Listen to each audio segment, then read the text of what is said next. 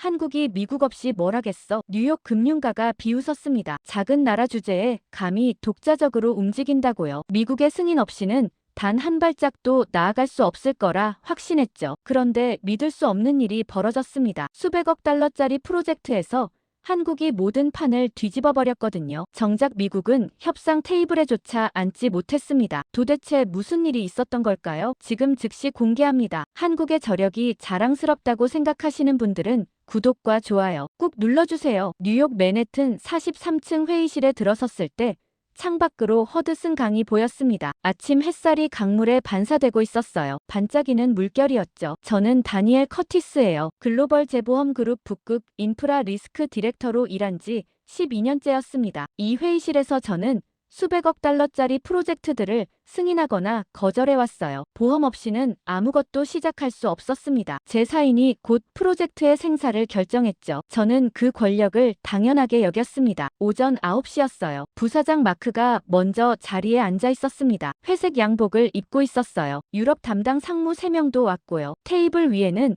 덴마크 국기가 그려진 파일이 놓여 있었습니다. 두툼한 서류 뭉치였어요. 저는 커피 머신 앞으로 갔습니다. 에스프레소를 추출했어요. 진한 향이 코를 찔렀죠. 설탕을 2스푼 넣고 저었습니다. 작은 스푼이 잔 안에서 돌아가는 소리가 났어요. 첫 모금을 마시며 자리에 앉았습니다. 쓴맛과 단맛이 섞여 목으로 넘어갔어요. 테이블 위 파일을 집어들었습니다. 표지에 북극방어 및 항로 인프라 보험 제안서라고 적혀 있었죠. 덴마크 정부에서 온 겁니다. 빨간 스탬프가 찍혀 있었어요. 긴급이라고요. 마크가 목을 가다듬었습니다. 시작하시죠. 그가 말했어요. 덴마크 정부에서 큰 프로젝트 들고 왔습니다. 북극 쪽 군사 인프라랑 항로시설 대대적으로 확대한대요. 그린란드 기지 보강하고 쇄빙 능력 늘리고 통신망 깐다고 합니다. 총 투자 규모가 80억 달러예요. 우리한테 보험 인수 요청 들어왔습니다. 저는 파일을 펼쳤어요. 첫 페이지에 프로젝트 개요가 나왔습니다. 덴마크 정부 승인, 나토 협력 사업, 긴급 추진 필요. 다음 페이지를 넘겼죠. 세부 내역이 나열돼 있었습니다. 레이더 시스템 업그레이드,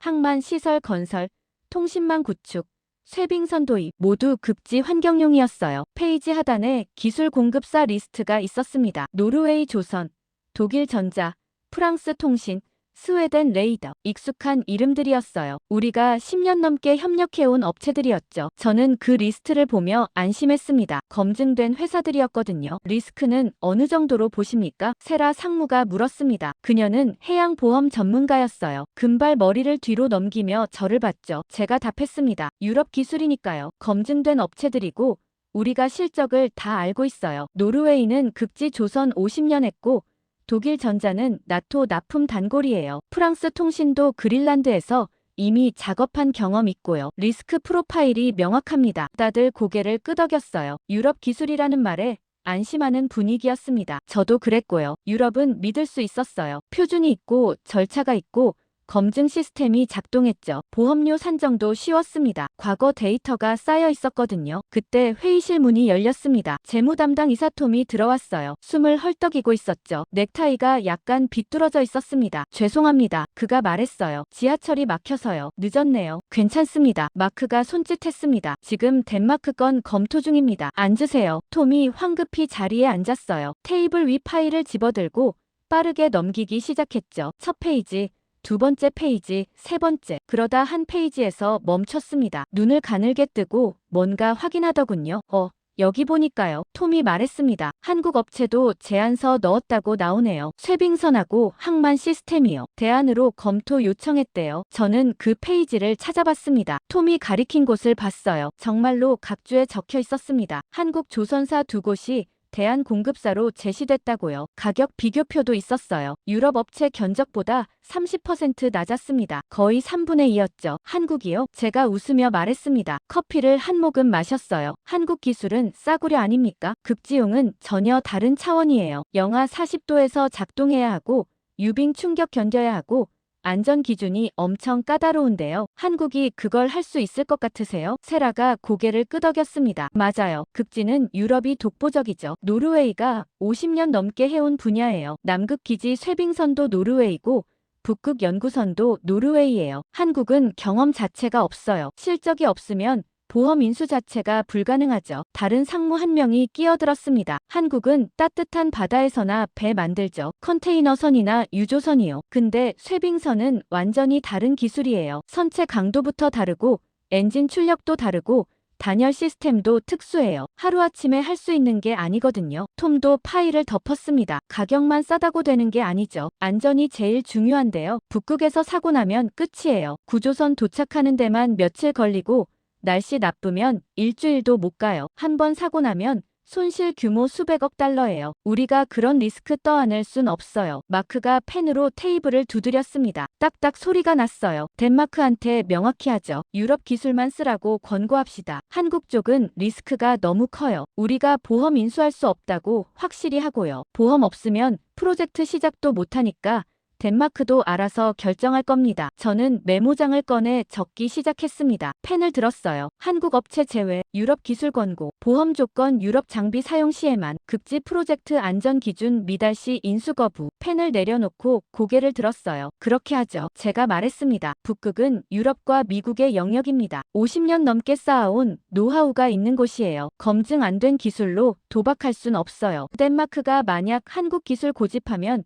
우리는 보험 인수 거절하면 됩니다. 간단해요. 회의실이 조용해졌습니다. 다들 동의하는 분위기였어요. 아무도 반대 의견을 내지 않았죠. 당연한 결론이었습니다. 저는 커피를 한 모금 더 마셨습니다. 이미 식어 있었어요. 미지근한 쓴맛만 남았죠. 창밖으로 뉴욕 스카이라인이 보였습니다. 마천루들이 햇살을 받아 반짝이고 있었어요. 맑은 하늘이었죠. 저는 이 도시에서 12년 동안 일했습니다. 하버드에서 리스크 관리 석사 따고 이 회사에 들어왔어요. 처음엔 주니어 애널리스트였죠. 밤새 데이터 분석하고 보고서 쓰고 선배들 커피 심부름도 했습니다. 12년 동안 수천억 달러를 움직였어요. 수백 개 프로젝트를 판단했죠. 석유 시추, 가스 파이프라인, 해상 풍력, 원자력 발전. 제 사인 없이는 아무것도 시작할 수 없었어요. 제 결정은 항상 옳았습니다. 숫자가 증명했어요. 손실률은 업계 평균보다 낮았고 수익률은 목표를 초과 달성했죠. 승진도 빨랐습니다. 동기들보다 3년 먼저 디렉터 됐어요. 회의가 끝났습니다. 사람들이 하나둘 자리에서 일어났어요. 파일을 챙기고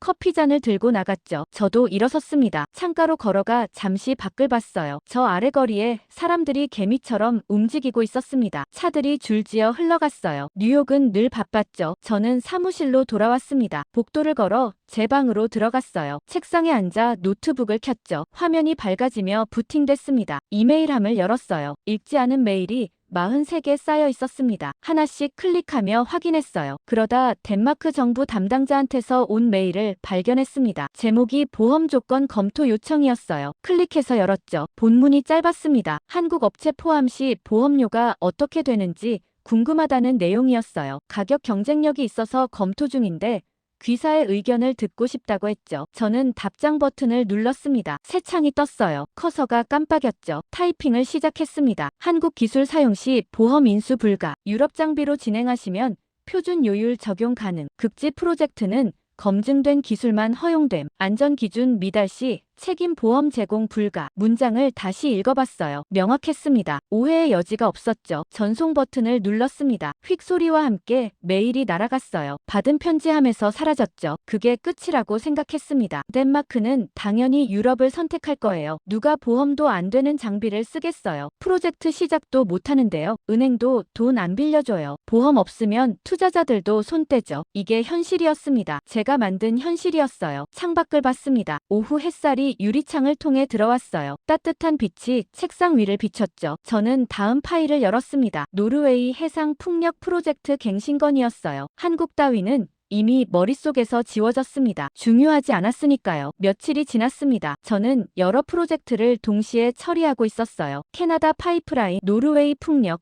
호주 LNG 터미널. 바쁜 한 주였죠. 덴마크 건은 거의 잊고 있었습니다. 그러던 어느 날 오후였어요. 이메일 알림이 떴습니다. 덴마크 국방부 조달 국장한테서 온 거였죠. 제목이 최종 결정 통보였어요. 저는 클릭해서 열었습니다. 본문을 읽기 시작했죠. 귀사의 조언을 받아들여 유럽 기술업체들과 계약 진행하기로 결정했습니다. 노르웨이 조선사와 쇠빙선 계약, 독일 전자와 레이더 시스템 계약, 이스라엘 방산과 통신 보안 시스템 계약을 체결합니다. 한국 업체 제안은 배제했습니다. 보험 인수 조건에 따라 검증된 기술만 사용하겠습니다. 보험 계약서 초안을 첨부하니 검토 후 회신 바랍니다. 저는 미소를 지었습니다. 예상대로였어요. 덴마크가 현명한 선택을 한 겁니다. 첨부 파일을 열었어요. 보험 계약서가 PDF로 되어 있었습니다. 28페이지였죠. 꼼꼼히 읽어 내려갔습니다. 보험 대상, 보험 금액, 면책 조항, 특약사항 모두 표준 양식이었어요. 문제될 게 없었습니다. 마지막 페이지에 서명란이 있었어요. 저는 법무팀한테 전화를 걸었습니다. 3번 울리고 나서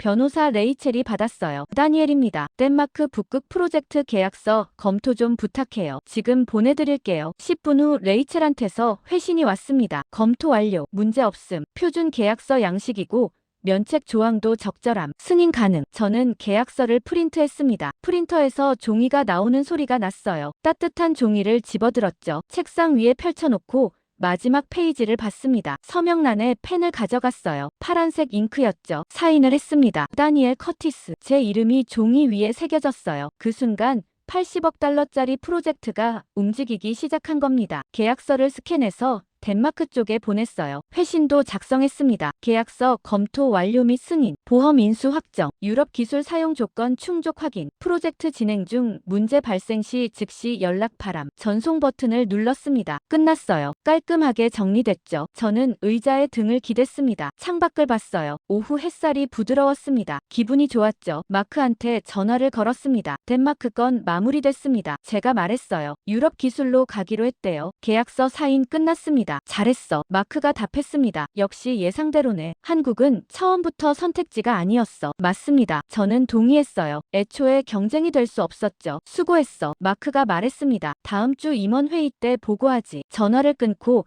저는 파일을 정리했습니다. 덴마크 프로젝트 폴더를 승인 완료 서랍에 넣었어요. 이제 모니터링만 하면 됐습니다. 분기마다 진행 상황 체크하고 문제 없으면 보험료 받고요. 간단한 일이었죠. 동료 몇 명한테 메시지를 보냈습니다. 덴마크 북극 프로젝트 승인 완료, 유럽 기술 사용 확정, 리스크 관리 가능 수준, 축하 메시지들이 돌아왔어요. 잘했어. 수고했어.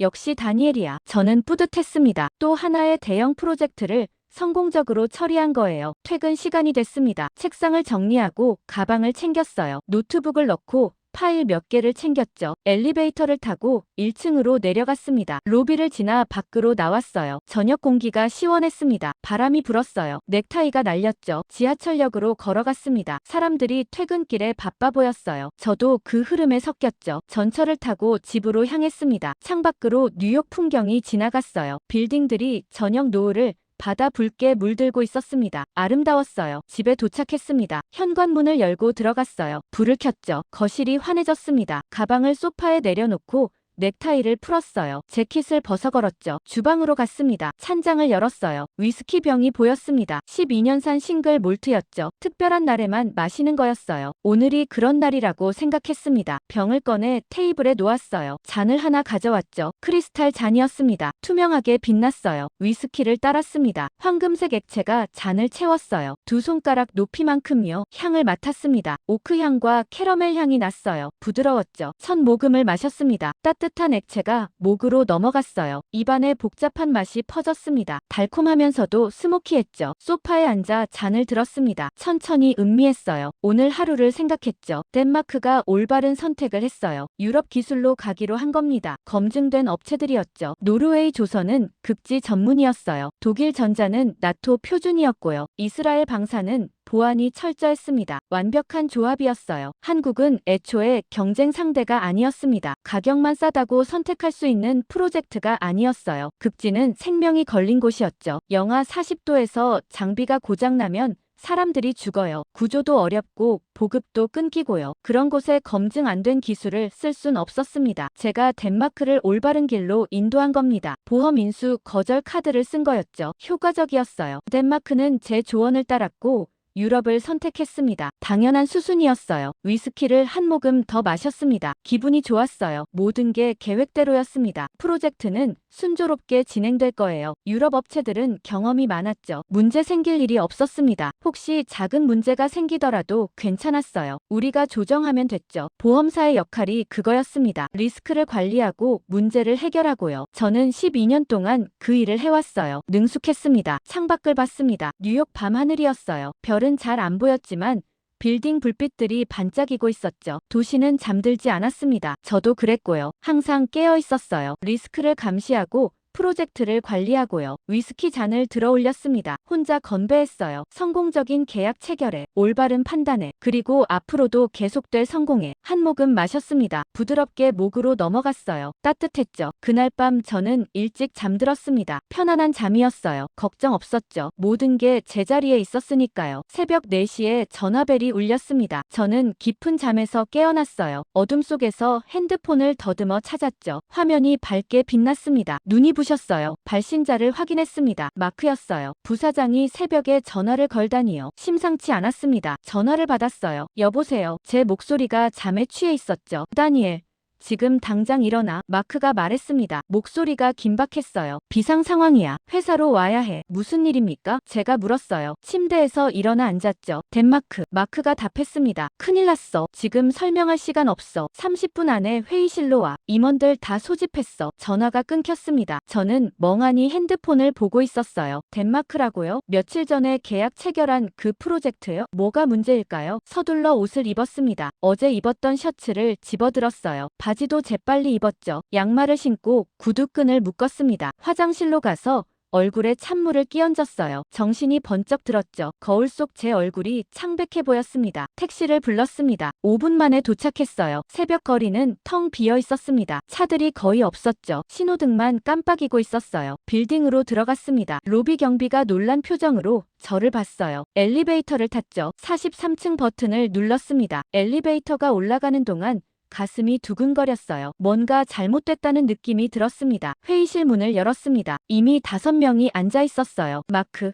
세라, 톰, 그리고 CEO 제임스까지 와 있었습니다. CEO가 새벽에 나온다는 건 정말 심각한 상황이라는 뜻이었죠. 앉으세요. 제임스가 말했습니다. 목소리가 무거웠어요. 저는 빈자리에 앉았습니다. 테이블 위에는 서류들이 어지럽게 놓여 있었어요. 긴급이라는 빨간 도장이 찍혀 있었죠. 상황 설명하죠. 마크가 입을 열었습니다. 1시간 전에 덴마크 국방부에서 긴급 연락 왔어요. 우크라이나 전쟁 상황이 악화됐대요. 나토가 긴급 회의를 열었고요. 저는 귀를 기울였습니다. 우크라이나 전쟁이요? 그게 덴마크랑 무슨 상관이죠? 마크가 서류를 넘겼어요. 덴마크가 보유하던 핵심 장비들이 있잖아요. 레이더 시스템, 통신 장비, 방어 무기. 그게 전량 우크라이나로 이전됐대요. 긴급 군사 지원 명목으로요. 나토 결정이었어요. 저는 숨이 막혔습니다. 전량이요? 북극 프로젝트용 장비를요? 맞아요. 세라가 끼어들었습니다. 어젯밤 비행기로 다 실어 날랐대요. 덴마크 정부도 어쩔 수 없었대요. 나토 집단 방위 조항이 발동됐거든요. 거부할 수 없는 상황이었죠. 그럼 대체 장비는요? 제가 물었습니다. 계약한 업체들한테 다시 주문하면 되잖아요. 톰이 고개를 저었습니다. 그게 문제예요. 노르웨이 조선사가 생산 중단했대요. 전쟁 때문에 원자재 수급이 안 된대요. 독일 전자도 마찬가지고요. 군수품 생산으로 라인 전환했대요. 민수용은 당분간 불가능하대요. 이스라엘 방사는요? 제가 다시 물었습니다. 수출 금지 조치 떨어졌어요. 마크가 답했습니다. 중동 정세 불안 때문에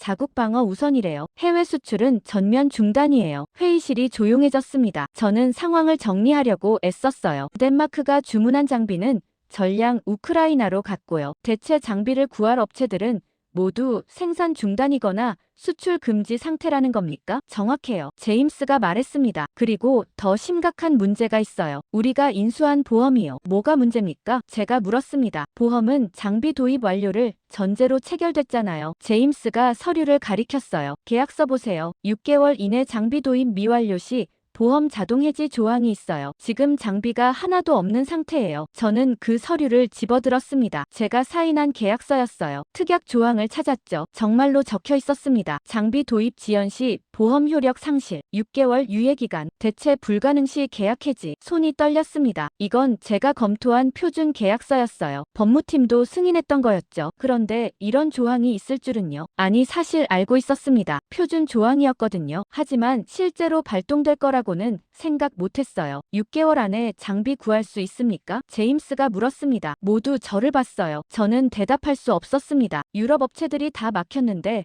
어디서 구하겠어요? 미국은요? 세라가 물었습니다. 미국 업체도 마찬가지예요. 톰이 답했습니다. 국방부 우선 공급 체제거든요. 민간 프로젝트는 대기 순서만 2년이에요. 중국은요? 누군가 물었습니다. 나토 프로젝트의 중국 장비요? 마크가 비웃었습니다. 보안 문제로 절대 불가능해요. 덴마크 정부도 받아들이지 않을 거예요. 저는 계약서를 내려놓았습니다. 손이 축축하게 젖어 있었어요. 이마에 땀이 났죠. 그럼 어떻게 됩니까? 제가 물었습니다. 제임스가 저를 똑바로 봤어요. 덴마크 북극 프로젝트는 지금 무보험 상태예요. 80억 달러짜리 프로젝트가요. 장비도 없고 보험도 없어요. 공사는 이미 시작됐고 투자금은 집행됐는데 보호막이 하나도 없는 거예요. 저는 침을 삼켰습니다. 목이 바짝 말라 있었어요. 이건 단순한 프로젝트 지연이 아니었습니다. 리스크 관리 실패였어요. 국가급 프로젝트가 공중에 떠버린 겁니다. 제 책임이었죠. 제가 계약을 승인했고 제가 유럽만 고집했으니까요. 이건 국가 리스크입니다. 제가 간신히 말했습니다. 덴마크 정부가 떠안을 수 없는 규모예요. 제임스가 고개를 끄덕였습니다. 맞아요. 그래서 지금 우리한테 연락한 거예요. 해결책을 찾으라고요. 없으면 소송이에요. 80억 달러 손해배상 청구가 들어올 거예요. 회의실이 다시 조용해졌습니다. 형광등 소리만 웅웅거렸어요. 저는 테이블을 봤습니다. 서류들이 흐릿하게 보였어요. 머리가 하얘졌죠. 며칠 전만 해도 모든 게 완벽했어요. 계약은 체결됐고 보험은 승인됐고 저는 위스키를 마시며 축하했죠. 그런데 단 하루 만에 모든 게 무너졌습니다. 전쟁 때문에요. 예측 불가능한 변수였죠. 하지만 그게 변명이 될 순 없었습니다. 리스크 관리가 제 업무였으니까요. 예측하지 못한 게 제 실수였어요. 창밖을 봤습니다. 새벽 하늘이 조금씩 밝아오고 있었어요. 동쪽에서 빛이 번지고 있었죠. 하지만 회의실 안은 여전히 어두웠습니다. 해결책을 찾아야 합니다. 제임스가 말했습니다. 3일 안에요. 덴마크 정부 대표단이 직접 뉴욕으로 와요. 답을 내놔야 해요. 회의가 끝났습니다. 사람들이 무겁게 자리에서 일어났어요. 저는 그대로 앉아 있었습니다. 움직일 수가 없었죠. 마크가 제 어깨에 손을 얹었습니다. 방법을 찾을 거야. 그가 말했습니다. 하지만 목소리에 확신이 없었어요. 저는 고개를 끄덕였습니다. 대답은 하지 못했어요. 3일이 지났습니다. 저는 그 시간 동안 거의 잠을 자지 못했어요. 사무실과 집을 오가며 해결책을 찾으려 했죠. 유럽 업체들한테 전화를 걸었습니다. 노르웨이, 독일, 프랑스, 스웨덴 모두 같은 대답이었어요. 생산 불가, 수출 중단, 대기 기간 2년. 미국 업체들도 마찬가지였죠. 국방부 우선 공급 체제라서 민간 프로젝트는 뒤로 밀렸습니다. 막막했어요. 약속된 날이 왔습니다. 덴마크 국방부 장관이 직접 뉴욕으로 날아왔어요. 오전 10시에 우리 회의실에 도착했죠. 장관은 50대 중반으로 보였습니다. 회색 양복을 입고 있었어요. 얼굴이 지쳐 보였죠. 수행원 3명이 함께 왔습니다. 모두 무거운 표정이었어요. 우리 쪽에서는 제임스, 마크, 세라, 그리고 저까지 4명이 참석했습니다. 테이블 양쪽에 마주 앉았어요. 긴장감이 흘렀죠. 장관이 먼저 입을 열었습니다. 상황은 알고 계실 겁니다. 그가 말했어요. 영어가 유창했죠. 약간 덴마크 억양이 섞여 있었습니다. 우크라이나 전쟁으로 우리 장비가 모두 이전됐어요. 나토 결정이었고 우린 거부할 수 없었습니다. 이해합니다. 제임스가 답했습니다. 하지만 보험 계약은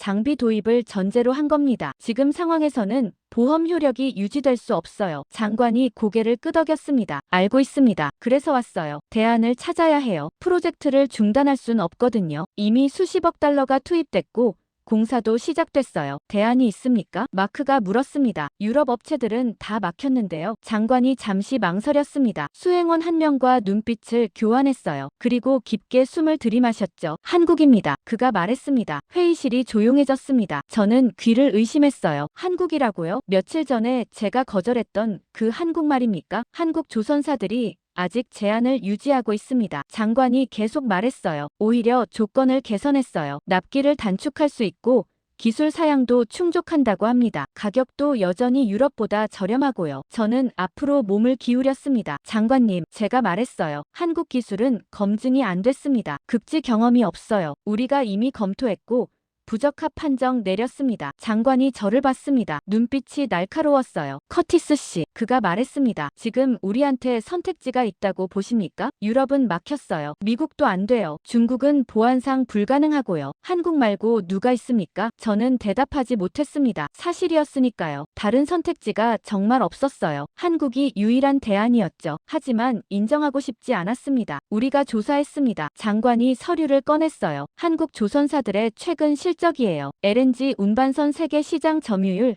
70%, 초대형 컨테이너선 80%, 기술력은 이미 검증됐어요. 극지 경험만 부족할 뿐이죠. 극지가 핵심입니다. 세라가 끼어들었습니다. 경험 없이 어떻게 북극에서 작동하는 장비를 만들겠어요? 한국 측이 제안했습니다. 장관이 답했어요. 노르웨이 극지 연구소와 협력하겠다고요. 기술 자문을 받고 테스트도 함께 하겠대요. 실제로 노르웨이 연구소도 동의했어요. 저는 놀랐습니다. 노르웨이가 동의했다고요? 경쟁사인 노르웨이 조선사를 제쳐두고요. 연구소는 별개예요. 장관이 설명했습니다. 상업적 이해관계가 없으니까요. 오히려 새로운 기술 검증 기회라고 봤대요. 한국이 성공하면 극지 기술의 저변이 넓어지는 거니까요. 톰이 계산기를 두드리고 있었습니다. 납기는 어떻습니까? 그가 물었어요. 6개월 안에 가능합니까? 가능하다고 합니다. 장관이 답했습니다. 한국 조선소들은 빠르거든요. 이미 설계도 준비돼 있고 생산 라인도 확보했대요. 4개월이면 첫 배치 납품 가능하다고 해요. 회의실이 다시 조용해졌습니다. 모두 생각에 잠겼어요. 저도 마찬가지였죠. 한국이 정말 유일한 답인가요? 며칠 전만 해도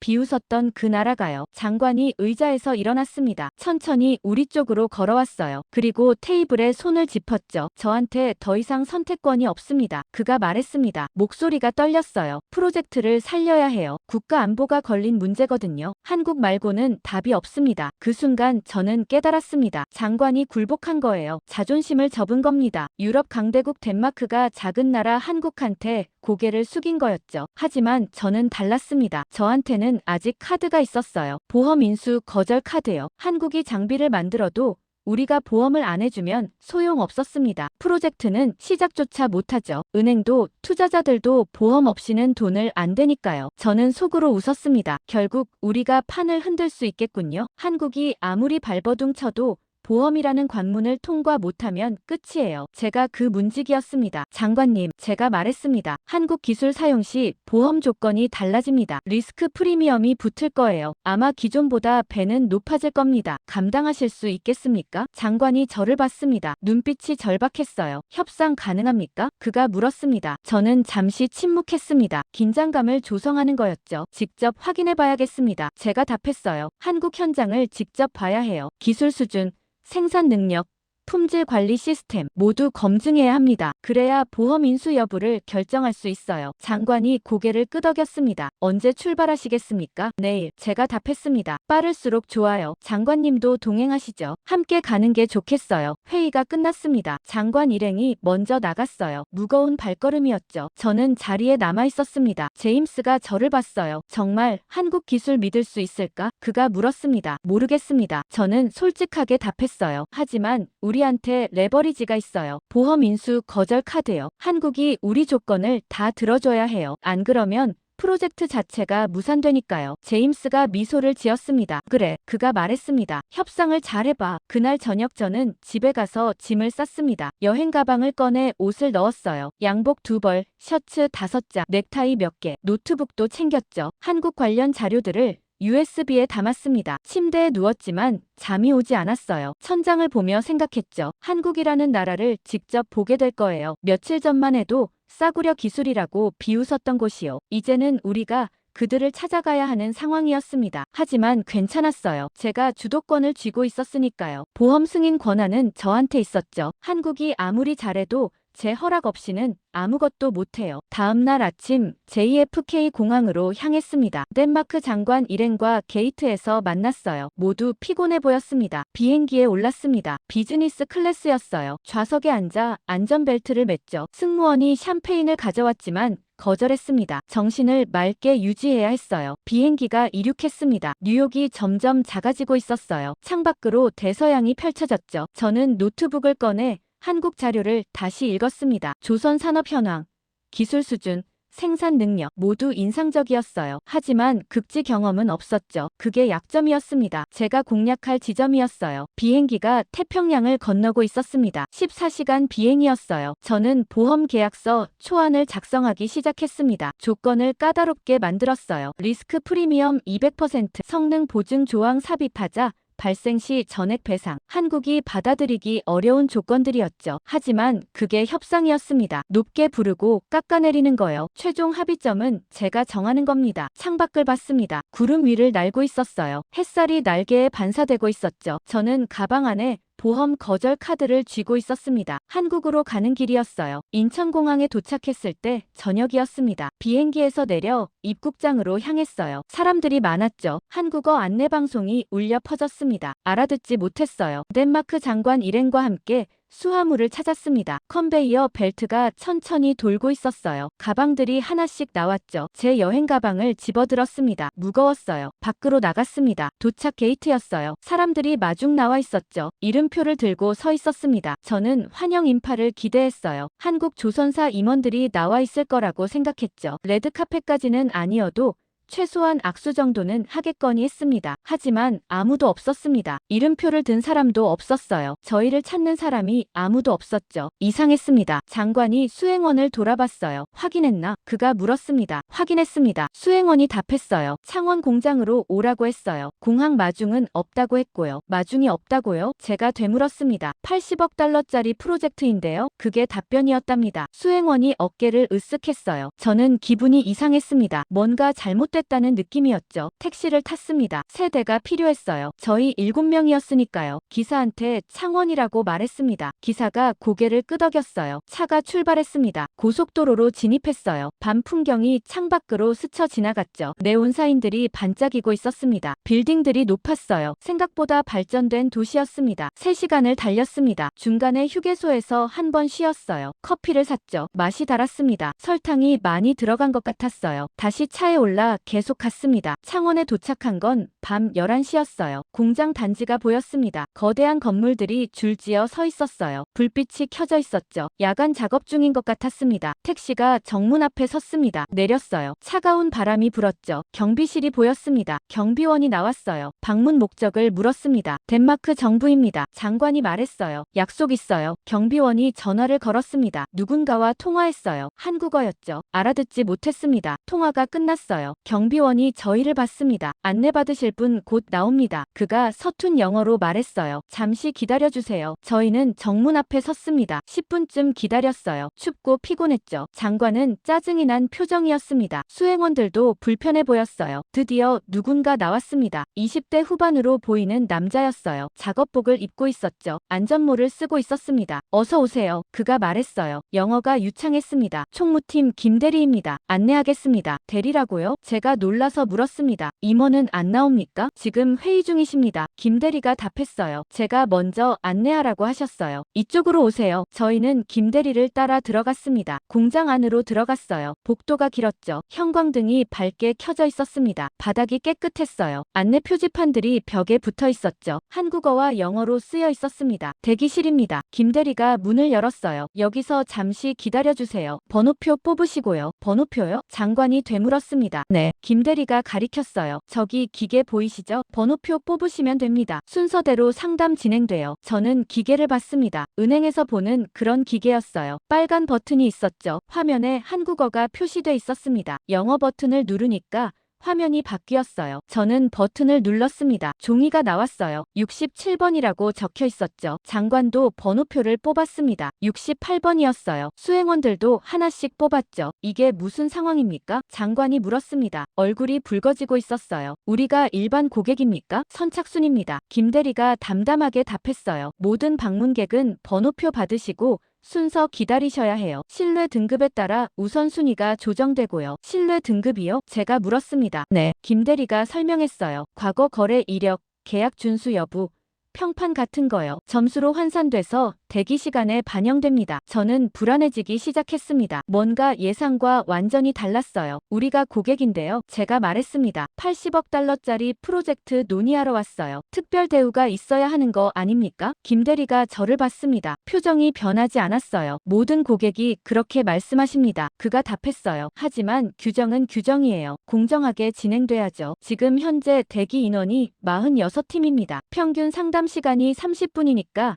대략 하루 정도 기다리시면 될 거예요. 하루요? 장관이 소리쳤습니다. 우리가 하루를 여기서 기다려야 한다고요? 불편하시면 호텔 가셔도 됩니다. 김대리가 말했어요. 순서되면 전화 드릴게요. 하지만 전화 받고 30분 안에 안 오시면 순서 넘어가요. 다시 번호표 받으셔야 하고요. 저는 대기실을 둘러봤습니다. 의자들이 줄지어 놓여 있었어요. 몇 명이 앉아 있었죠. 서류를 보거나 노트북을 하고 있었습니다. 전광판이 벽에 걸려 있었어요. 현재 상담 중인 번호가 표시되고 있었죠. 23번이었습니다. 우리는 67번이었어요. 44팀이나 앞에 있었죠. 이건 말이 안 됩니다. 제가 항의했습니다. 우리는 덴마크 정부예요. 국가대표로 온 겁니다. 일반 고객이랑 같은 대우를 받을 순 없어요. 죄송합니다. 김대리가 말했습니다. 하지만 규정이에요. 국가든 회사든 개인이든 똑같아요. 선착순이고 신뢰 등급 기준이에요. 예외는 없습니다. 신뢰 등급은 어떻게 됩니까? 장관이 물었습니다. 우리 등급은 얼마나 되는 거죠? 김대리가 태블릿을 확인했습니다. 화면을 스크롤하더니 저희를 봤어요. 덴마크 정부는 C등급이네요. 그가 말했습니다. C등급이요? 제가 되물었습니다. 그게 무슨 뜻입니까? 평균보다 낮습니다. 김대리가 설명했어요. 과거 한국 기술 제안을 거절한 이력이 있으시네요. 며칠 전에요. 신뢰 점수가 감점됐어요. 그래서 대기 시간이 좀 더 길어진 거예요. 저는 할 말을 잃었습니다. 며칠 전 제가 한국 제안을 거절했던 게 기록돼 있다는 겁니까? 그게 신뢰 점수에 반영됐다고요? 시스템이 자동으로 처리합니다. 김대리가 말했습니다. 공정하게요. 그럼 기다리는 수밖에 없습니까? 장관이 물었습니다. 다른 방법은 없어요? 신뢰 등급을 올리시면 됩니다. 김대리가 답했어요. 과거 행동을 수정하거나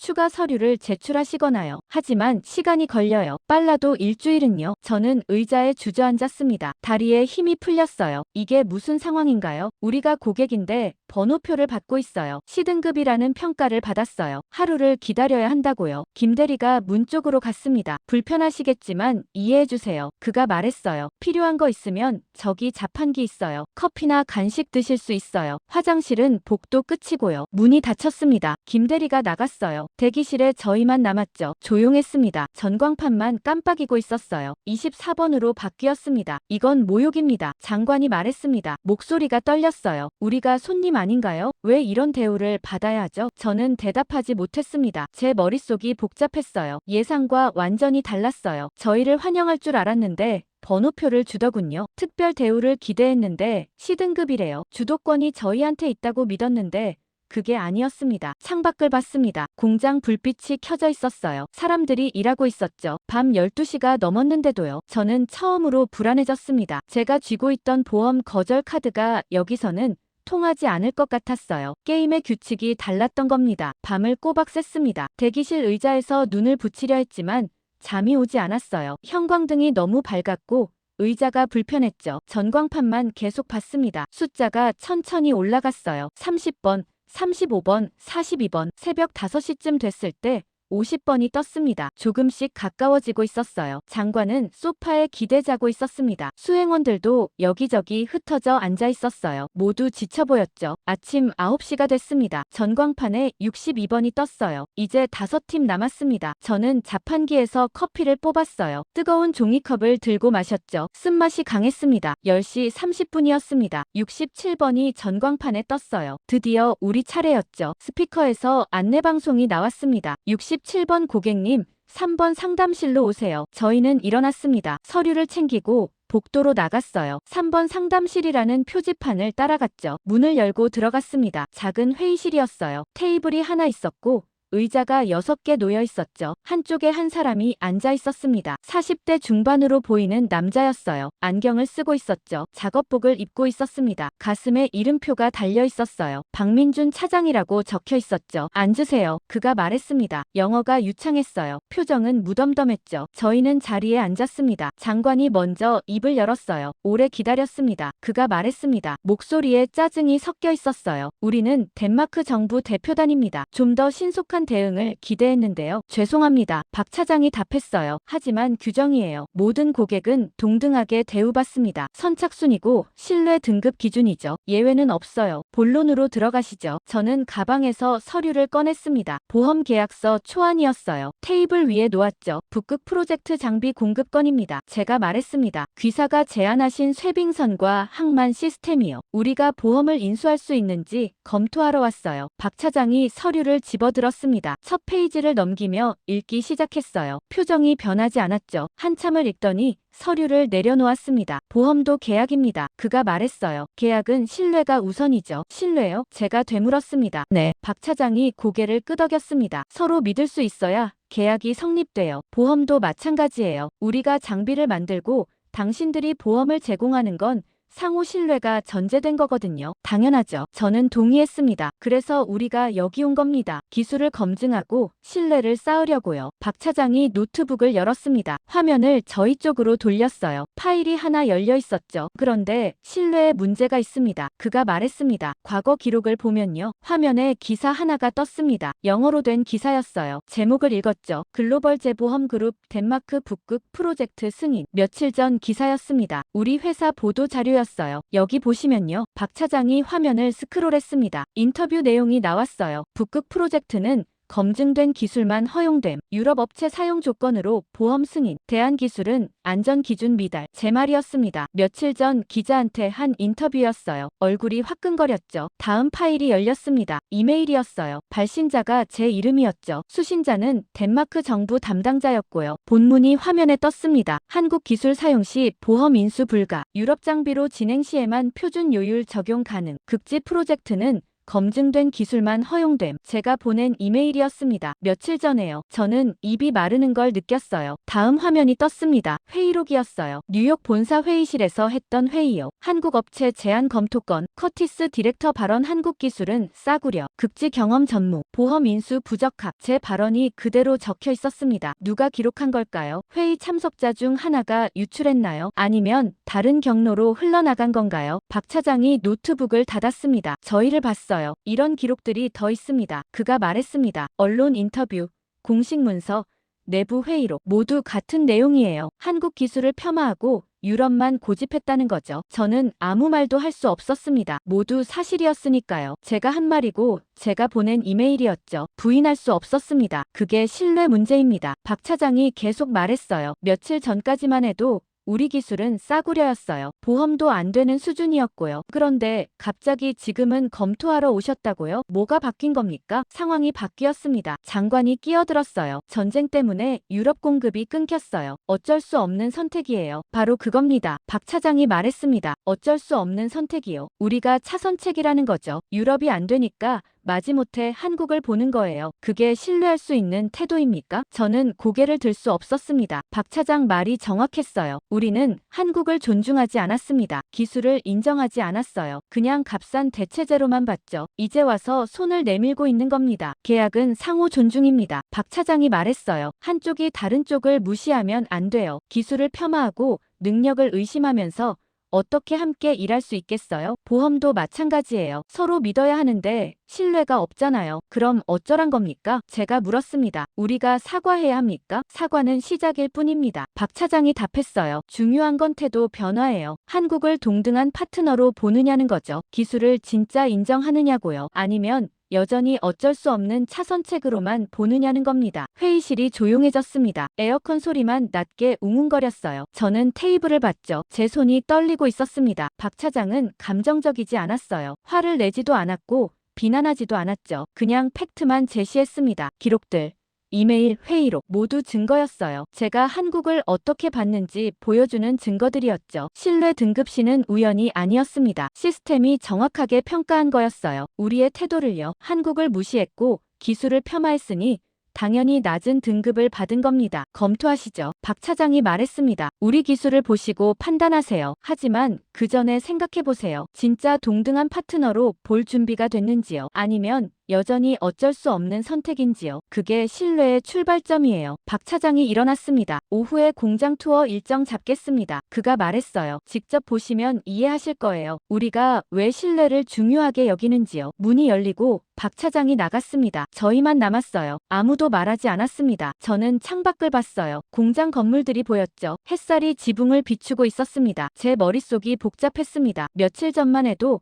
확신에 차 있었어요. 한국은 싸구려 기술이고 우리가 주도권을 쥐고 있다고 믿었죠. 그런데 지금은 모든 게 뒤집혔습니다. 기록들이 제 앞에 펼쳐졌고 제 오만함이 드러났어요. 보험 거절 카드는 이미 무력했습니다. 오후 2시에 다시 안내가 왔습니다. 김 대리가 대기실로 들어왔어요. 준비되셨으면 공장 투어 시작하겠습니다. 그가 말했습니다. 안전모 착용하시고 따라오세요. 저희는 노란색 안전모를 받았습니다. 머리에 썼어요. 조금 컸지만 끈으로 조절했죠. 안전조끼도 입었습니다. 형광 주황색이었어요. 복도를 따라 걸었습니다. 김 대리가 앞장섰어요. 여러 문을 지나쳤죠. 각 문마다 번호가 적혀 있었습니다. 제조동, 조립동, 품질관리동. 마지막 문 앞에서 멈췄습니다. 도크 3번이라고 적혀 있었어요. 김 대리가 출입카드를 찍었습니다. 삐 소리가 났죠. 불이 초록색으로 바뀌었어요. 문이 열렸습니다. 안으로 들어가자 엄청난 공간이 펼쳐졌습니다. 천장이 정말 높았어요. 30m는 되어 보였죠. 거대한 크레인이 천장에 매달려 있었습니다. 바닥은 콘크리트였어요. 넓고 깨끗했죠. 그리고 저 앞쪽에 뭔가 보였습니다. 거대한 구조물이었어요. 회색 천으로 덮여 있었죠. 형태를 가늠하기 어려웠습니다. 김 대리가 무전기를 꺼냈습니다. 한국어로 뭔가 말했어요. 알아듣지 못했죠. 잠시 후 경고음이 울렸습니다. 삐삐삐 소리가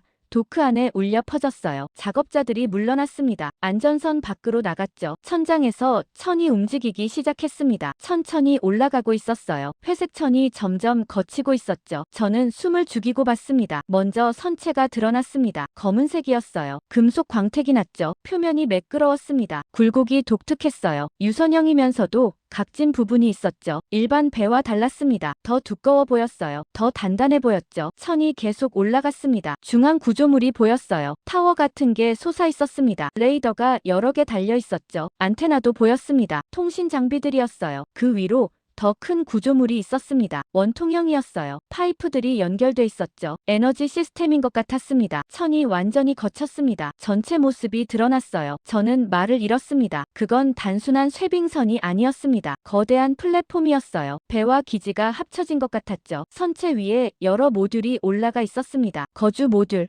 에너지 모듈, 통제 모듈, 각각 독립적으로 작동하는 것처럼 보였어요. 극지 운용 통합 플랫폼입니다. 박 차장이 옆에 와 있었습니다. 언제 온 건지 몰랐어요. 쇄빙 기능, 에너지 생산, 항로 통제를 하나로 합쳤어요. 북극에서 모든 기능을 수행할 수 있는 시스템이죠. 저는 플랫폼을 올려다봤습니다. 높이가 50m는 되어 보였어요. 폭도 엄청났죠. 축구장만 했습니다. 어떻게 이런 걸 만들었을까요? 선체는 특수강입니다. 박 차장이 설명하기 시작했어요. 영하 50도에서도 깨지지 않아요. 이중 선체 구조라 유빙 충격을 흡수하죠. 두께가 80mm예요. 일반 쇄빙선보다 2배 두껍습니다. 저는 다가가서 선체를 만져봤습니다. 차가웠어요. 단단했죠. 두드려봤습니다. 둔탁한 소리가 났어요. 속이 꽉 찬 소리였습니다. 에너지 모듈은 독립형입니다. 박 차장이 원통형 구조물을 가리켰어요. 소형 원자로가 들어가요. 10년간 연료 보급 없이 작동해요. 전력을 자체 생산하고 난방도 하고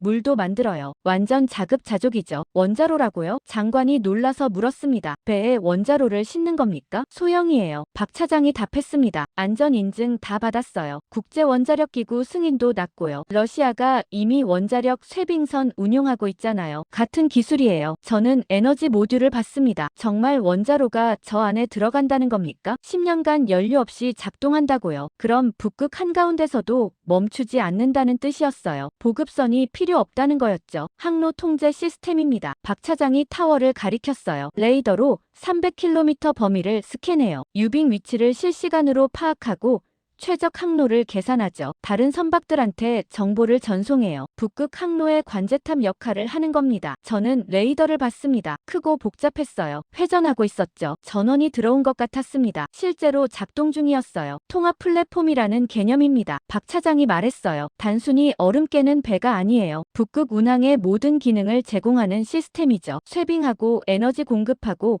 항로 안내하고 통신 중계하고 비상 대피소 역할도 해요. 이 하나면 북극 전체를 커버할 수 있어요. 저는 플랫폼 전체를 다시 봤습니다. 이제 이해가 됐어요. 이건 단순한 장비가 아니었습니다. 북극 인프라 그 자체였어요. 이 플랫폼이 있으면 다른 선박들이 안전하게 다닐 수 있었죠. 항로가 열리는 겁니다. 북극이 접근 가능해지는 거였어요. 머릿속에서 뭔가 무너지는 소리가 들렸습니다. 제가 가지고 있던 보험 리스크 모델이었어요. 저는 쇄빙선을 평가하려고 왔었습니다. 선체 강도, 엔진 출력, 안전장비, 개별 항목들을 체크하려고 했죠. 그런데 이건 차원이 달랐어요. 개별 장비가 아니라 통합 시스템이었습니다. 평가 기준 자체가 바뀌어야 했어요. 이건 장비가 아니라 북극을 여는 열쇠다. 저는 직감했습니다. 이 플랫폼이 있으면 북극 항로가 현실이 돼요. 수에즈 운하를 우회할 수 있죠. 물류 시간이 절반으로 줄어듭니다. 비용도 30% 감소하고요. 엄청난 경제적 가치였어요. 그리고 이걸 만든 게 한국이었습니다. 제가 싸구려라고 했던 한국 기술이요. 제작 기간은요? 장관이 물었습니다. 4개월입니다. 박 차장이 답했어요. 이미 설계는 끝났고 부품도 준비됐어요. 지금 바로 시작하면 여름 전에 완성돼요. 테스트도 2달이면 충분하고요. 가을에 북극 투입 가능합니다. 저는 계산기를 꺼냈습니다. 숫자를 두드렸어요. 4개월 제작, 2달 테스트, 6개월 안에 완성. 덴마크 계약 조건을 충족했습니다. 보험 효력이 유지될 수 있었어요. 그런데 문제는 리스크 평가였습니다. 이런 통합 플랫폼을 어떻게 평가하죠? 과거 데이터가 없었어요. 선례도 없었죠. 제 모델로는 계산이 안 됐습니다. 변수가 너무 많았고 복잡도가 높았어요. 불확실성 투성이었죠. 하지만 동시에 깨달았습니다. 이게 성공하면 게임이 바뀐다는 걸요. 북극 물류가 현실화되고 새로운 시장이 열려요. 보험 수요도 폭발적으로 늘어나죠. 우리 회사한테도 거대한 기회였습니다. 첫 번째 플랫폼 보험을 인수하면 시장 선점이에요. 다른 선박들도 우리한테 올 겁니다. 독점 지위를 확보하는 거였죠. 저는 플랫폼을 다시 봤습니다. 햇살이 선체에 반사되고 있었어요. 금속이 빛나고 있었죠. 이건 도박이었습니다. 성공할지 실패할지 알 수 없었어요. 하지만 확실한 건 있었습니다. 한국은 진심이었어요. 이 플랫폼에 모든 걸 걸었죠. 기술도 자본도 명예도요. 그리고 성공 가능성이 보였습니다. 기술은 검증됐고 시스템은 완성도가 높았어요. 노르웨이 연구소도 협력하고 있었죠. 제 머릿속 보험 리스크 모델이 완전히 무너졌습니다. 새로운 모델이 필요했어요. 이 플랫폼을 제대로 평가할 수 있는 모델이요. 기존 틀로는 안 됐습니다. 발상을 바꿔야 했어요. 도크를 나왔습니다. 다시 회의실로 돌아왔어요. 같은 방이었죠. 테이블에 앉았습니다. 박 차장이 물을 따라줬어요. 차가운 물이었습니다. 한 모금 마셨어요. 목이 말랐었죠. 장관이 먼저 입을 열었습니다. 인상적이었습니다. 그가 말했어요. 기술 수준이 예상보다 훨씬 높네요. 이 정도면 충분히 가능하겠어요. 박 차장이 고개를 끄덕였습니다. 감사합니다. 그가 답했어요. 저는 가방을 열었습니다. 서류를 꺼냈어요. 보험 계약서 초안이었죠. 테이블 위에 펼쳤습니다. 기술은 인정합니다. 제가 말했습니다. 하지만 보험 문제가 남았어요. 이 플랫폼 보험 인수 여부는 우리가 결정하는 겁니다. 우리 승인 없이는 운영할 수 없어요. 박 차장이 저를 봤습니다. 표정이 변하지 않았어요. 계속하세요. 그가 말했습니다. 이 플랫폼은 전례가 없어요. 제가 설명했습니다. 과거 데이터가 없고 검증 사례도 없죠. 리스크가 엄청나게 높습니다. 원자로도 탑재돼 있고 극지 환경이고요. 일반 보험료로는 불가능해요. 특별 조건이 필요합니다. 어떤 조건입니까? 장관이 물었습니다. 저는 서류를 넘겼어요. 조건 목록이 적혀 있었죠. 리스크 프리미엄 300% 적용, 성능 보증금 예치, 단계별 검수 의무화, 사고 발생 시 전액 배상 책임. 하나씩 읽어 내려갔습니다. 보험료가 기존 견적의 4배입니다. 제가 말했습니다. 성능 보증금으로 5억 달러 선예치 필요해요. 검수는 매달 진행되고 기준 미달 시 계약 해지예요. 이게 우리 조건입니다. 회의실이 조용해졌습니다. 장관이 서류를 들여다봤어요. 얼굴이 굳어 있었죠. 이건 너무 가혹합니다. 장관이 말했습니다. 4배 보험료에 5억 달러 예치라니요. 감당할 수 없는 조건이에요. 리스크에 비례하는 겁니다. 제가 답했습니다. 전례 없는 플랫폼이니까 전례 없는 조건이 붙는 거예요. 안전하게 가려면 이 정도는 필요해요. 그리고 명확히 하죠. 저는 박 차장을 봤습니다. 이 플랫폼은 우리가 보험 인수 안 하면 아무도 못 씁니다. 다른 보험사도 이런 리스크 안 떠안아요. 시장에 선례가 없으니까 모두 거절할 겁니다. 결국 우리한테 올 수밖에 없어요. 제 마지막 카드였습니다. 보험 독점권이었죠. 다른 선택지가 없다는 걸 분명히 한 거예요. 우리 조건을 받아들이거나 프로젝트를 포기하거나 둘 중 하나였습니다. 박 차장이 미소를 지었습니다. 처음으로 표정이 바뀌었어요. 흥미롭네요. 그가 말했습니다. 그런데 한 가지 확인할 게 있어요. 뭡니까? 제가 물었습니다. 박 차장이 노트북을 열었습니다. 파일을 찾더니 화면을 돌렸어요. 서류 하나가 떴습니다. 국제선급협회 로고가 보였어요. 인증서였죠. 국제선급 인증입니다. 박 차장이 말했습니다. 이 플랫폼은 이미 인증받았어요. 로이드 선급, 노르웨이 선급,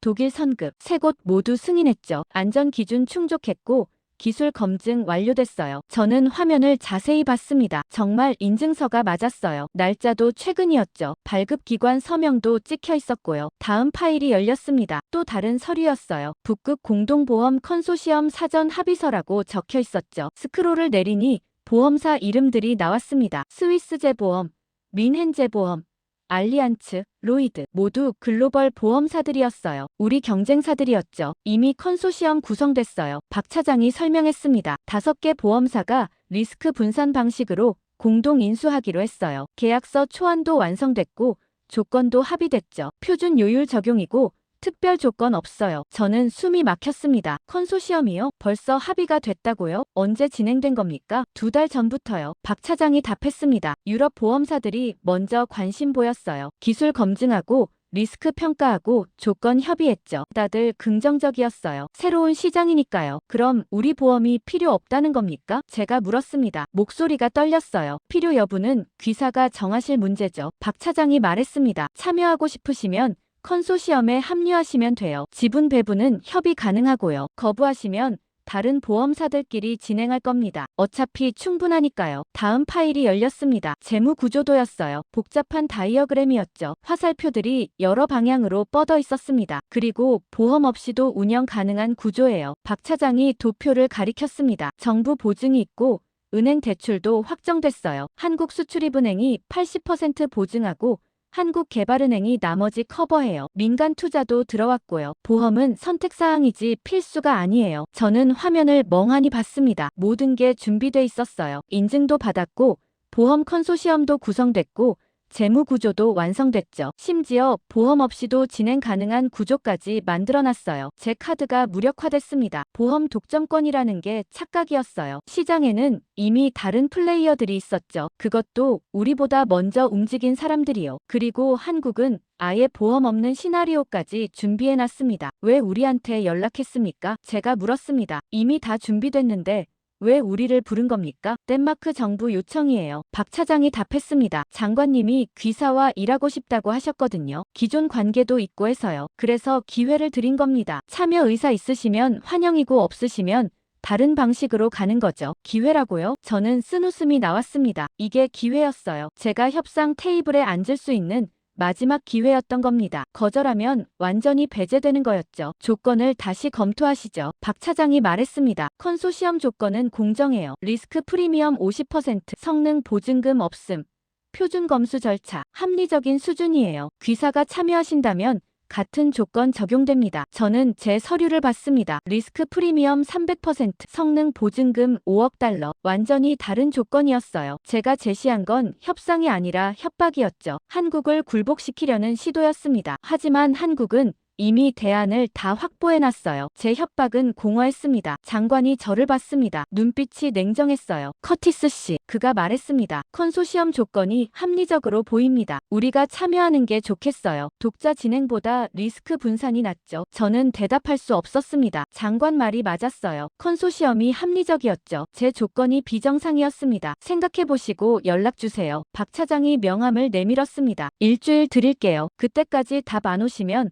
다른 보험사로 지분 배분할 겁니다. 시장은 기다려주지 않거든요. 명함을 받았습니다. 손이 떨렸어요. 회의가 끝났습니다. 저희는 회의실을 나왔어요. 복도를 걸으며 아무도 말하지 않았습니다. 제 머릿속이 하얘졌어요. 보험 거절 카드가 무용지물이 됐습니다. 독점권이라고 믿었던 게 환상이었어요. 시장은 이미 움직이고 있었고 저는 뒤처져 있었죠. 한국은 제 협박에 굴복하지 않았습니다. 대안을 다 준비해놨어요. 심지어 보험 없이도 진행 가능한 구조까지 만들었죠. 완벽한 대비였습니다. 저는 완전히 패했습니다. 공장을 나와 호텔로 돌아왔습니다. 창원 시내 비즈니스 호텔이었어요. 저는 방에 들어가 침대에 앉았죠. 창밖을 봤습니다. 저녁 하늘이 어두워지고 있었어요. 불빛들이 하나둘 켜지고 있었죠. 핸드폰이 울렸습니다. 마크였어요. 어떻게 됐어? 그가 물었습니다. 망했어요. 저는 솔직하게 답했습니다. 한국은 이미 다 준비해놨어요. 보험 컨소시엄도 구성됐고 재무 구조도 완성됐고요. 우리 카드는 통하지 않았습니다. 침묵이 흘렀습니다. 그럼 어떻게 할 거야? 마크가 다시 물었어요. 모르겠어요. 저는 답했습니다. 컨소시엄에 참여하거나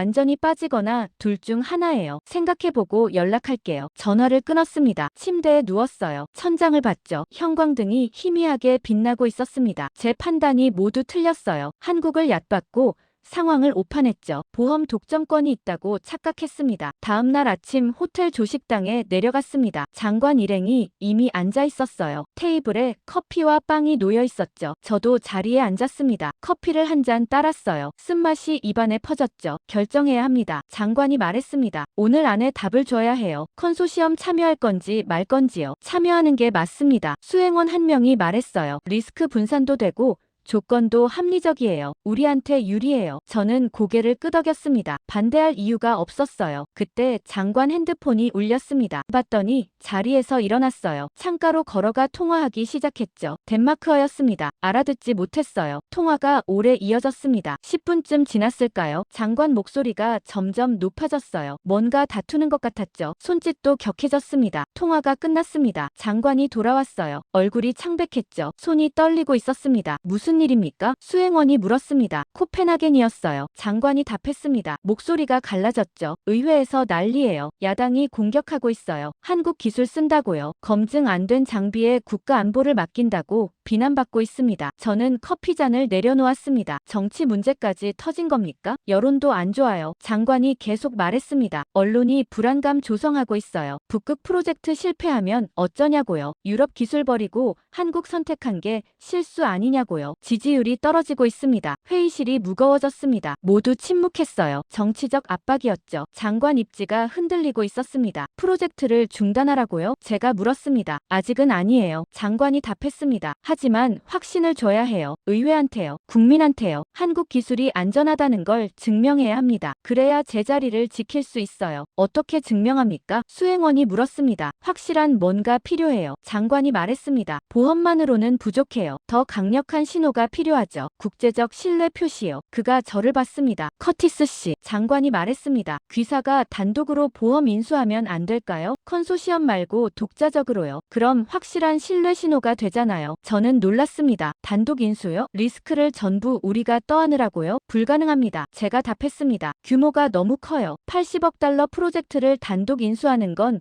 회사 정책상 안 돼요. 리스크 한도를 초과해요. 그럼 다른 방법은요? 장관이 물었습니다. 절박한 표정이었어요. 뭔가 필요해요. 강력한 신호가요. 제 정치 생명이 걸렸습니다. 저는 생각했습니다. 다른 방법이 있을까요? 정치적 압박을 해소할 만한 뭔가요? 그때 장관이 다시 입을 열었습니다. 보험 없어도 좋습니다. 그가 말했어요. 목소리가 떨렸죠. 현금으로 하겠어요. 일시불로요. 전액 선지급하겠습니다. 현금이요? 제가 되물었습니다. 10조 원입니다. 장관이 답했습니다. 한국 돈으로 10조요. 미국 돈으로 75억 달러쯤 되겠네요. 보험 없이 현금 일시불로 결제하겠어요. 그럼 한국도 거부 못하겠죠. 저는 숨이 막혔습니다. 10조 원이요? 일시불로요? 그건 엄청난 금액이었어요. 덴마크 정부가 그 돈을 한 번에 지불한다고요? 가능합니까? 수행원이 물었습니다. 그 돈을 어떻게 마련하죠? 비상 예산 쓰겠어요. 장관이 답했습니다. 국방비 전용하고 국채 발행하고요. 의회 설득해서 긴급 승인 받겠습니다. 어떻게든 하겠어요. 프로젝트 살려야 하니까요. 저는 장관을 봤습니다. 눈빛이 달라져 있었어요. 며칠 전만 해도 자신감 있던 사람이었죠. 북극 프로젝트를 주도하던 장관이었어요. 그런데 지금은 절박했습니다. 정치적으로 몰린 거였죠. 뭔가 돌파구가 필요했어요. 이제 보험이 문제가 아니었습니다. 한국 플랫폼 자체가 필요해진 겁니다. 존재 자체가 절박한 상황이었어요. 다른 대안이 없었으니까요. 유럽은 막혔고 미국도 안 됐고 중국은 불가능했죠. 한국만 남았습니다. 그 순간 장관 핸드폰이 다시 울렸습니다. 이번엔 문자였어요. 장관이 화면을 봤죠. 얼굴이 더 굳어졌습니다. 뭡니까? 수행원이 물었습니다. 장관이 핸드폰을 테이블에 놓았어요. 중동입니다. 그가 말했습니다. 중동 컨소시엄이요? 제가 물었습니다. 아랍에미리트, 사우디, 카타르 합동이에요. 장관이 답했습니다. 한국한테 같은 플랫폼 주문했대요. 조건도 같고요. 현금 일시불 제시했답니다. 즉시 계약 의사 밝혔고요. 저는 할 말을 잃었습니다. 중동까지요? 그들도 같은 플랫폼을 원한다고요? 북극 항로 때문이에요. 장관이 설명했습니다. 중동 오일 수출의 혁명이거든요. 수에즈 우회하고 북극으로 가면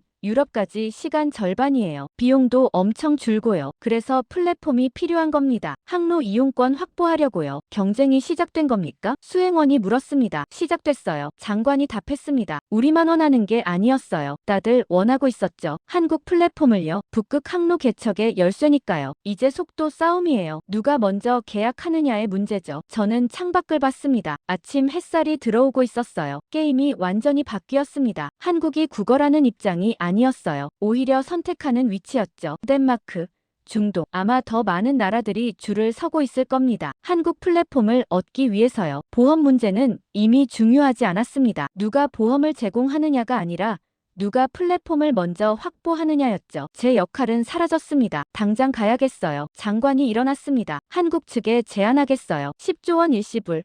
즉시 계약이요. 중동보다 먼저 해야 해요. 저희도 따라 일어났습니다. 호텔을 나와 택시를 탔어요. 다시 공장으로 향했죠. 차 안에서 아무도 말하지 않았습니다. 저는 창밖만 봤어요. 거리 풍경이 지나갔죠. 며칠 전만 해도 제가 협상 테이블을 주도한다고 믿었습니다. 보험 거절 카드를 쥐고 있다고 생각했어요. 한국을 압박할 수 있다고 확신했죠. 그런데 지금은 완전히 반대였습니다. 한국이 선택권을 쥐고 있었어요. 여러 나라가 경쟁하고 있었고요. 10조 원이라는 현금이 테이블 위에 올라왔죠. 보험은 부차적 문제가 됐습니다. 공장에 도착했습니다. 정문을 통과해 안으로 들어갔어요. 이번엔 번호표를 받지 않았습니다. 직접 회의실로 안내받았죠. 큰 회의실이었어요. 전에 갔던 작은 상담실이 아니었습니다. 타원형 테이블이 있었고 의자가 20개쯤 놓여 있었어요. 한쪽 벽에는 대형 스크린이 걸려 있었죠. 저희가 앉았습니다. 장관이 서류를 꺼내 정리했어요. 10조 원 제안서였죠. 긴장된 표정이었습니다. 문이 열렸습니다. 여러 사람이 들어왔어요. 박 차장도 있었고 처음 보는 사람들도 있었죠. 마지막으로 60대쯤 되어 보이는 남자가 들어왔습니다. 회색 머리에 안경을 쓰고 있었어요. 양복을 입고 있었죠. 가슴에 명찰이 달려 있었습니다. 공장장 이정훈이라고 적혀 있었어요. 앉으시죠. 이 공장장이 말했습니다. 영어가 정확했어요. 목소리가 차분했죠. 모두 자리에 앉았습니다. 이 공장장이 테이블 상석에 앉았어요. 양손을 테이블 위에 모았죠. 제안 들었습니다. 그가 말했습니다. 10조 원 일시불 현금 결제요. 큰 금액이네요. 네, 장관이 답했습니다. 덴마크 정부가 최대한 성의를 보이는 겁니다. 프로젝트에 대한 확신이에요. 귀사 기술을 신뢰한다는 표시고요. 이 공장장이 고개를 끄덕였습니다. 감사합니다. 그가 말했어요. 그런데 질문이 있어요. 뭡니까? 장관이 물었습니다. 왜 지금입니까? 이 공장장이 물었습니다. 며칠 전만 해도 우리 기술은 싸구려였어요. 보험도 안 되는 수준이었죠. 검토조차 안 했어요. 그런데 갑자기 10조 원을 제시하시네요. 뭐가 바뀐 겁니까? 장관이 말을 더듬었습니다. 상황이 바뀌었습니다. 그가 말했어요. 유럽 공급이 끊기고 시간이 촉박해졌어요. 재평가한 결과 귀사 기술이 충분하다고 판단했습니다. 재평가요? 이 공장장이 반복했습니다. 그럼 처음 평가는 잘못된 겁니까? 장관이 대답하지 못했습니다. 저를 봤어요. 도움을 청하는 눈빛이었죠. 저는 입을 열었습니다. 리스크 평가 기준이 달라졌습니다. 제가 말했어요. 통합 플랫폼이라는 개념을 이해하고 나니 다르게 보였어요. 기술 수준도 확인했고요. 그래서 지금은 긍정적으로 평가합니다. 기준이 달라졌다고요. 이 공장장이 말했습니다. 흥미롭네요. 기술은 그대로인데 기준이 바뀌었다는 거죠. 그럼 애초에 기준이 잘못됐다는 뜻 아닙니까? 저는 할 말이 없었습니다. 그 말이 맞았으니까요. 중동 제안도 받았습니다. 이 공장장이 화제를 바꿨어요. 아랍에미리트, 사우디, 카타르 컨소시엄이에요. 조건도 비슷해요. 현금 일시불에 즉시 계약이죠. 다른 나라들도 문에 들어오고 있고요. 북유럽, 동남아, 남미까지요. 모두 같은 플랫폼을 원해요. 그럼 경쟁입니까? 장관이 물었습니다. 누가 더 많이 내느냐의 문제인가요? 우리가 금액을 더 올리면 되는 겁니까? 이 공장장이 고개를 저었습니다. 돈은 조건이 아닙니다. 그가 분명하게 말했어요. 우리는 함께 갈 파트너를 고릅니다. 파트너요? 장관이 되물었습니다. 네. 이 공장장이 답했습니다. 이 플랫폼은 단순 제품이 아니에요. 10년 이상 같이 운용해야 하는 시스템이죠. 유지보수도 해야 하고 업그레이드도 해야 해요. 기술 협력도 계속 필요하고요. 그러려면 신뢰가 있어야 해요. 서로 존중하고 함께 성장하는 관계요. 우리는 그런 파트너를 찾고 있습니다. 회의실이 조용해졌습니다. 이 공장장 말이 명확했어요. 돈이 기준이 아니라는 겁니다. 관계가 기준이었죠. 덴마크는 어떻습니까? 이 공장장이 물었습니다. 장기 파트너로 적합하다고 보십니까? 당연하죠. 장관이 답했습니다. 우리는 나토 회원국이고 신뢰할 수 있는 국가예요. 계약 이행 능력도 있고 재정도 안정적이에요. 이 공장장이 노트북을 열었습니다. 화면을 돌렸어요. 저희가 본 그 파일들이었습니다. 언론 인터뷰, 이메일, 회의록. 하지만 과거 기록은 다르네요. 이 공장장이 말했습니다. 우리 기술을 싸구려라고 했어요. 보험 인수 거부했죠. 검증 안 됐다고 폄하했고요. 이게 신뢰할 수 있는 파트너의 태도입니까? 장관이 입술을 깨물었습니다. 그건 오해였습니다. 그가 말했어요. 제대로 이해하지 못한 거예요. 지금은 달라요. 진심으로 협력하고 싶습니다. 진심이요? 이 공장장이 물었습니다. 며칠 만에 진심이 바뀐 겁니까? 아니면 선택지가 없어서 어쩔 수 없이 하는 말입니까? 장관이 대답하지 못했습니다. 얼굴이 붉어졌어요. 손이 떨리고 있었죠. 저는 이 공장장을 봤습니다. 표정이 단호했어요. 화가 난 것도 아니었고 흥분한 것도 아니었죠. 그냥 냉정하게 사실을 말하고 있었습니다. 감정 없이 팩트만 제시하는 거였어요. 신뢰는 하루아침에 생기지 않습니다. 이 공장장이 말했습니다. 오랜 시간 쌓이는 거예요. 서로 존중하고 약속 지키고 함께 어려움 극복하면서 만들어지는 거죠. 덴마크는 우리를 존중하지 않았어요. 기술을 인정하지 않았고 파트너로 보지 않았죠. 그냥 어쩔 수 없는 차선책으로만 봤습니다. 돈을 많이 준다고 신뢰가 생기는 게 아니에요. 장관이 고개를 숙였습니다. 아무 말도 하지 않았어요. 반박할 수 없었죠. 이 공장장 말이 전부 맞았으니까요. 중동은 다릅니다. 이 공장장이 계속 말했어요. 그들은 처음부터 우리 기술을 인정했어요. 폄하하지 않았고 존중했죠. 조건 협의할 때도 동등한 입장이었어요. 갑과 을 관계가 아니라 파트너 대 파트너였습니다. 신뢰가 있었어요. 그래서 그들을 선택하겠습니다. 장관이 고개를 들었습니다. 눈이 충혈돼 있었어요. 기회를 주십시오. 그가 말했습니다. 목소리가 떨렸죠. 한 번만 더요. 우리가 달라질 수 있어요. 진짜 파트너가 되겠습니다. 기회는 이미 드렸습니다. 이 공장장이 답했습니다. 며칠 전에요. 제안서 보냈을 때요. 그때 함께 갈 수 있었어요. 하지만 거절하셨죠. 싸구려라고 하셨고요. 그게 선택이었습니다. 이제 우리 차례예요. 우리가 선택하는 겁니다. 회의실이 무거워졌습니다. 아무도 말하지 않았어요. 이 공장장이 일어났습니다. 양해 부탁드립니다. 그가 말했습니다. 덴마크와는 이번에 함께하기 어렵겠습니다. 신뢰를 가볍게 여기셨기 때문입니다. 다음 기회에 다시 만나길 바랍니다. 그때는 진짜 파트너로요. 이 공장장이 회의실을 나갔습니다. 다른 사람들도 따라 나갔어요. 박 차장이 마지막으로 나가며 고개를 숙였죠. 죄송합니다. 그가 말했습니다. 문이 닫혔습니다. 저희만 남았어요. 장관은 테이블에 팔을 올리고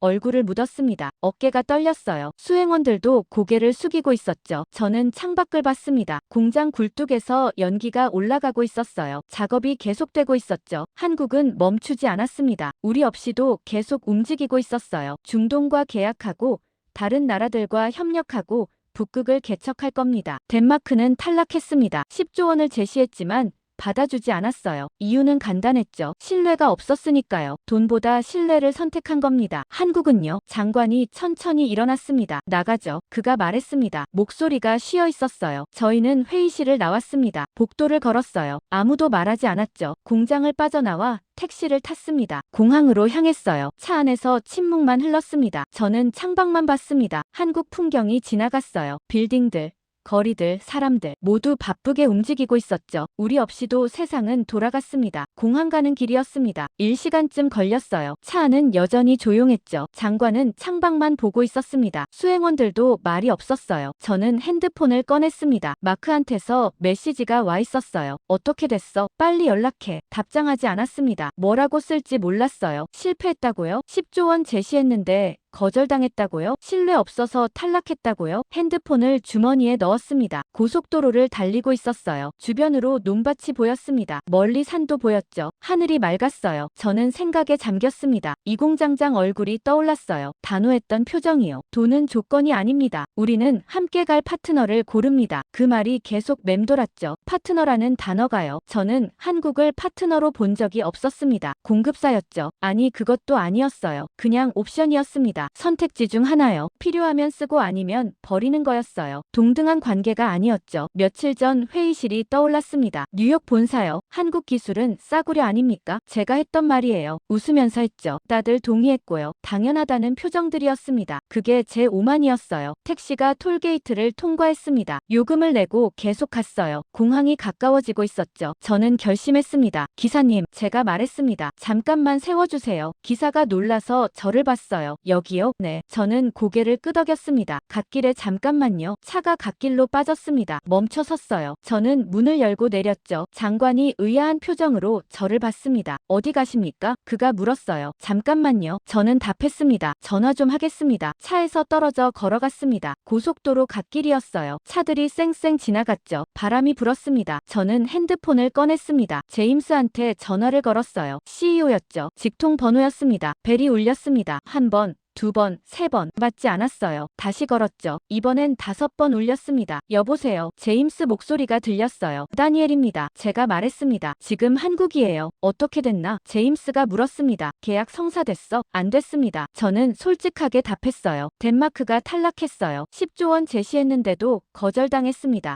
제임스 목소리가 높아졌습니다. 10조를 거절했다고? 왜? 신뢰 문제래요. 저는 설명했습니다. 한국을 폄하했던 과거 때문이에요. 파트너로 안 봤다는 거죠. 그래서 탈락했습니다. 중동이 선택됐어요. 전화 너머로 한숨 소리가 들렸습니다. 그럼 우리 보험도 날아간 거네. 제임스가 말했어요. 컨소시엄 지분도 못 받고요. 네, 저는 인정했습니다. 그런데 제가 전화드린 건 다른 이유예요. 뭔데? 회사 기준을 바꿔야 합니다. 저는 말했습니다. 한국 기술평가 기준이요. 우리가 잘못 봤어요. 싸구려가 아니었습니다. 오히려 최첨단이었어요. 통합 플랫폼 개념은 혁신이고요. 우리 모델로는 평가 자체가 안 돼요. 새로운 접근이 필요합니다. 지금 그게 중요해? 제임스가 물었습니다. 이미 놓쳤는데. 중요합니다. 저는 확신 있게 답했어요. 중동 다음에 북유럽 올 거예요. 동남아도 오고 남미도 올 겁니다. 한국 플랫폼 수요가 폭발할 거예요. 보험 시장도 커지고요. 우리가 지금 기준 안 바꾸면 계속 놓칠 겁니다. 모든 기회를요. 제임스가 침묵했습니다. 생각하고 있는 것 같았어요. 구체적으로 뭘 바꾸자는 건데? 그가 물었습니다. 한국을 공식 파트너로 인정하는 겁니다. 저는 말했습니다. 하청업체 취급 그만하고요. 기술 동등성 인정하고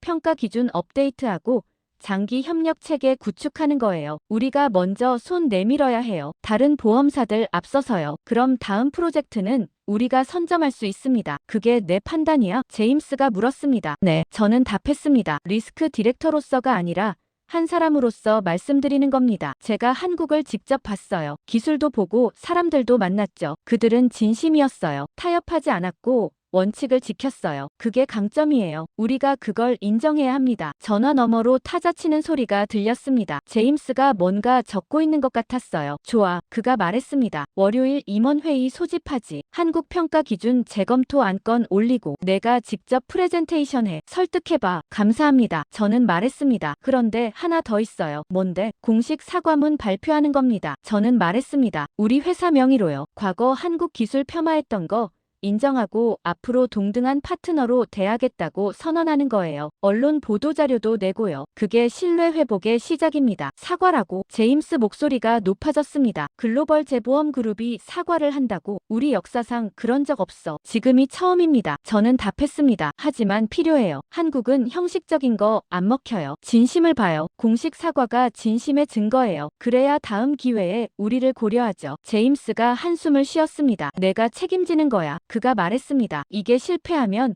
내 커리어 끝이야. 알아요. 저는 답했습니다. 제 결정입니다. 책임지겠습니다. 좋아. 제임스가 말했습니다. 월요일까지 보고서 완성해. 상세하게. 모든 데이터 다 넣고 임원들 설득할 수 있게. 네. 저는 답했습니다. 전화를 끊었습니다. 손이 떨렸어요. 방금 제가 뭘 한 걸까요? 회사 정책 변경을 요구했어요. 공식 사과까지 제안했죠. 실패하면 제 자리가 날아갈 겁니다. 12년 쌓아온 커리어가 무너지는 거예요. 하지만 후회하지 않았습니다. 이게 맞는 길이었어요.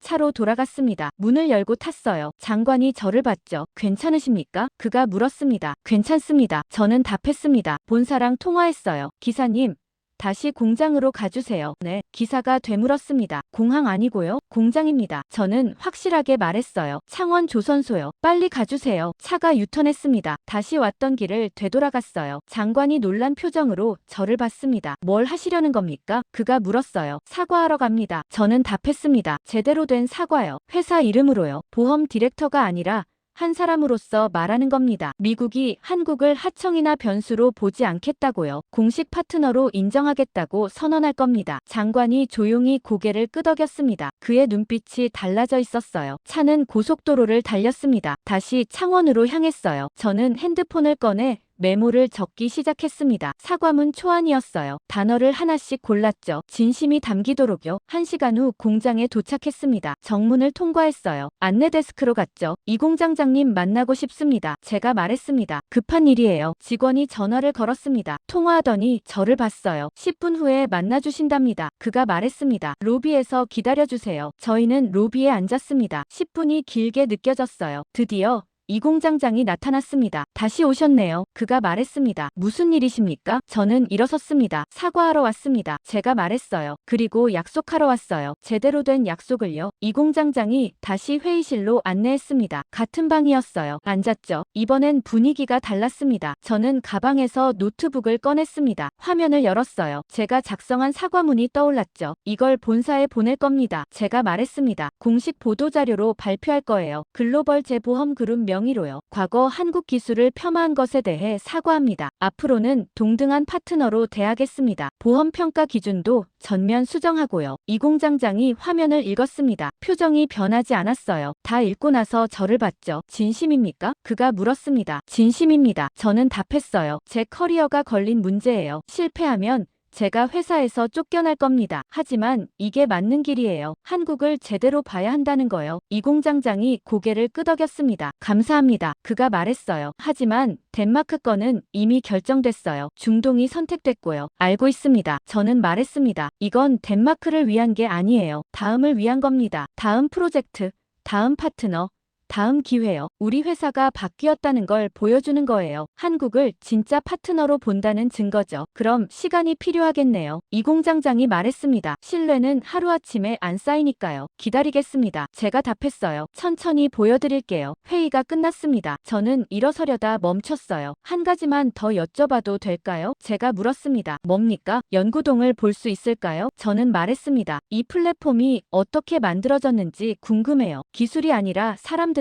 이 공장장이 잠시 생각했습니다. 그리고 고개를 끄덕였어요. 좋습니다. 그가 말했습니다. 박 차장이 안내하겠습니다. 박 차장이 우리를 데리고 건물 뒤편으로 갔습니다. 별관이었어요. 3층 건물이었죠. 연구개발동이라는 간판이 붙어 있었습니다. 안으로 들어갔어요. 복도가 조용했습니다. 야간이었지만 불이 켜진 방들이 보였어요. 사람들이 일하고 있었죠. 이쪽입니다. 박 차장이 한 방 앞에서 멈췄어요. 문에 유리창이 있었습니다. 안을 들여다봤죠. 젊은 연구원 2명이 컴퓨터 앞에 앉아 있었습니다. 화면을 보며 뭔가 토론하고 있었어요. 옆 책상에는 서류가 산더미처럼 쌓여 있었죠. 커피잔이 여러 개 놓여 있었습니다. 한 연구원 팔에 링거가 꽂혀 있었어요. 링거 거치대가 책상 옆에 서 있었죠. 그는 링거를 맞으면서도 계속 일하고 있었습니다. 저는 놀라서 박 차장을 봤습니다. 왜 링거를요? 제가 물었어요. 사흘째 집에 안 갔답니다. 박 차장이 조용히 말했습니다. 플랫폼 최종 시뮬레이션 돌리고 있어요. 마감이 내일 아침이거든요. 의무실에서 링거 가져다 맞으면서 일해요. 말리면 안 듣고요. 저는 유리창 너머로 그들을 봤습니다. 눈이 충혈돼 있었어요. 머리가 헝클어져 있었죠. 하지만 표정은 집중돼 있었습니다. 화면을 보는 눈빛이 살아있었어요. 다른 방도 봤습니다. 한 연구원이 바닥에 앉아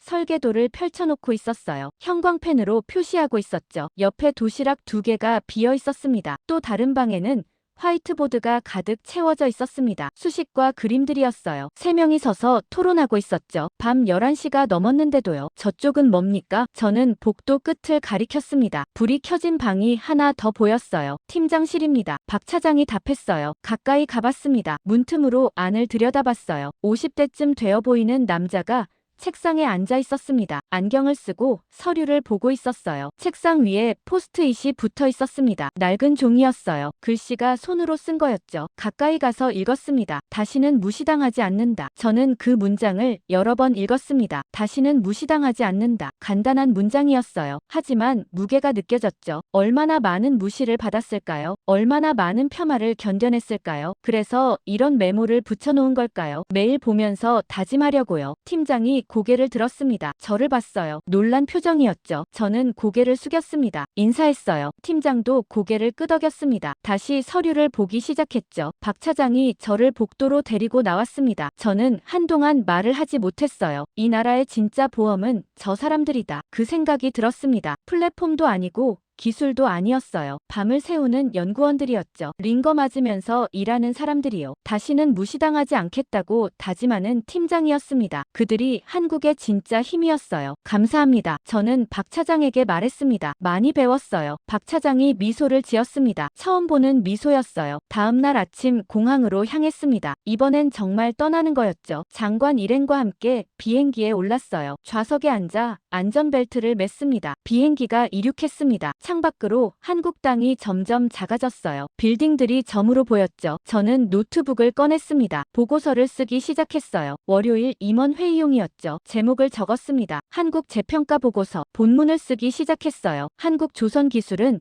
세계 최고 수준임. 통합 플랫폼 개념은 혁신적임. 실행 능력 검증됨. 신뢰 중심 비즈니스 문화 확인. 장기 파트너십 가치 높음. 타이핑을 계속했습니다. 데이터를 넣고 분석을 추가했어요. 그러다 손을 멈췄습니다. 결론 부분이었죠. 뭐라고 써야 할까요? 잠시 생각했습니다. 그리고 타이핑을 시작했어요. 결론. 한국은 더 이상 리스크가 아니다. 한국은 기준이다. 북극 프로젝트의 기준.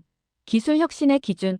파트너십의 기준, 우리가 따라가야 할 기준이다. 문장을 다시 읽어봤습니다. 맞았어요. 이게 제 결론이었죠. 며칠 전만 해도 상상도 못했던 문장이었습니다. 하지만 지금은 확신했어요. 창밖을 봤습니다. 구름 위를 날고 있었어요. 아래로 바다가 보였죠. 저 멀리 육지가 희미하게 보였습니다. 한국이었어요. 불빛들이 반짝이고 있었습니다. 낮인데도 도시의 윤곽이 빛나 보였어요. 저는 그 불빛을 보며 생각했습니다. 저 불빛 하나하나가 사람이에요. 밤새 일하는 연구원들이고 링거 맞으면서 견디는 엔지니어들이고 다시는 무시당하지 않겠다고 다짐하는 팀장들이죠. 그들이 만드는 나라였습니다. 대한민국이요. 노트북 화면으로 돌아왔습니다. 보고서를 마저 썼어요. 제안사항을 추가했죠. 공식 사과문 발표, 평가 기준 전면 개정, 한국 파트너십 프로그램 신설, 장기 협력 체계 구축, 저장 버튼을 눌렀습니다. 파일명은 한국은 기준이다였어요. 창밖을 다시 봤습니다. 한국이 더 멀어지고 있었어요. 하지만 괜찮았습니다. 저는 다시 올 거였으니까요. 이번엔 제대로 된 파트너로요.